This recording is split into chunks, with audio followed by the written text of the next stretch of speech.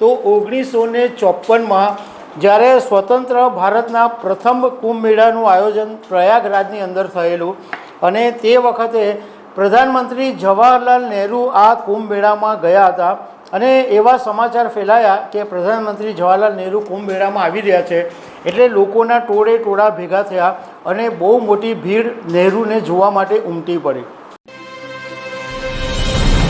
નમસ્કાર। 144 વર્ષ પછી પ્રયાગરાજમાં મહાકુંભનું આયોજન થયું અને એ પવિત્ર મહાકુંભ માટે ઘણા બધા શ્રદ્ધાળુઓ મહાકુંભ માટે જઈ પણ રહ્યા છે। હવે મહાકુંભમાં જે એક દુઃખદ ઘટના બની કે અત્યાર સુધીમાં લગભગ 20 લોકોના મોત થયા, પરંતુ એવું જાણવા મળ્યું છે કે આ પહેલાં પણ કુંભની અંદર આવી અકસ્માતની અનેક ઘટનાઓ બની છે અને અંગ્રેજોના સમયમાં પણ આવી અકસ્માતની ઘટનામાં કુંભ મેળાની અંદર અનેક લોકોના મોત થયાની ઘટના બનેલી છે। તો આના વિશે હું તમારી સાથે વાત કરીશ। મારું નામ રાજેશ શાહ છે અને તમે જોઈ રહ્યા છો ગુજરાતના સૌથી મોટા ડિજિટલ ન્યૂઝ પ્લેટફોર્મ ખબરછે.com।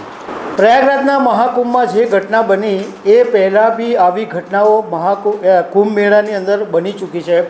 1820માં જ્યારે અંગ્રેજોનું રાજ હતું એ સમયે હરિદ્વાર કુંભ મેળામાં 450 શ્રદ્ધાળુઓના મોત થયા હતા અને લગભગ 1000 લોકો ઈજાગ્રસ્ત થયા હતા, જેમને હોસ્પિટલમાં દાખલ કરવામાં આવેલા હતા।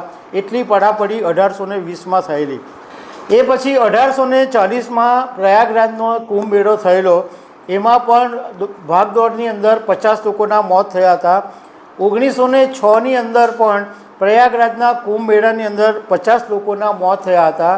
2003ની અંદર 27 ઓગસ્ટ નાસિકના કુંભ મેળામાં એક સાધુએ ચાંદીના સિક્કા ઉછાળેલા અને એ ચાંદીના સિક્કા લેવા માટે પડાપડી કરવામાં એટલી બધી ભાગદોડ મચી ગઈ કે 39 લોકોના મોત થઈ ગયા હતા અને 140 લોકોએ જીવ ગુમાવેલા। 1986માં 14 એપ્રિલના દિવસે 50 લોકોના કચડાઈ જવાના કારણે મોત થયા હતા અને 2023માં ઉત્તર પ્રદેશની અંદર તો એક એવી ઘટના બનેલી કે એ વખતે અખિલેશ યાદવની સરકાર હતી અને હરિદ્વારમાં કુંભ મેળો પૂરો થવા આવેલો હતો અને ટ્રેનનો જે પ્લેટફોર્મ ઉપર લોકો ગયેલા હતા એમાં ટ્રેનનો પ્લેટફોર્મ નંબર અચાનક બદલી નાખવામાં આવ્યો અને એ લોકો હજારો લાખોની સંખ્યામાં પ્લેટફોર્મ ઉપર હતા અને પગ મૂકવાની જગ્યા નહીં હતી અને જેવો પ્લેટફોર્મ નંબર બદલાયો અને એમાં એવી ભાગદોડ થઈ ગઈ કે 36 લોકોએ જીવ ગુમાવવાની નોબત આવેલી હતી।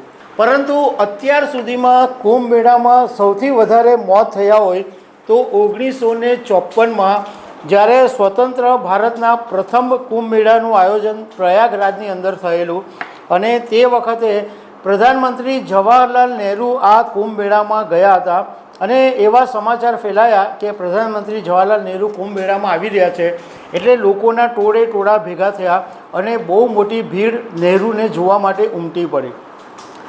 એ વખતે લોકોની ભીડ પોતાની તરફ આવતી જોઈ તો નાગા સાધુઓ જે હતા એ તલવાર અને ત્રિશૂળથી લોકોની ભીડની સામે દોડી ગયા અને એમાં એટલી બધી નાસભાગ થઈ ગઈ અને લોકો કચડાઈ મર્યા અને તે વખતે 1000 લોકોએ જીવ ગુમાવેલા હતા અને 2019ની અંદર પ્રધાનમંત્રી નરેન્દ્ર મોદીએ નહેરુને આ અકસ્માત માટે જવાબદાર પણ ગણેલા હતા। તો કુંભ મેળાની અંદર આવી ઘટનાઓ અનેક વખત આ પહેલાં પણ બની ચૂકી છે। તો દર્શક મિત્રો, આવી અનેક વાતો સાથે અમે તમને મળતા રહીશું। Thank you very much.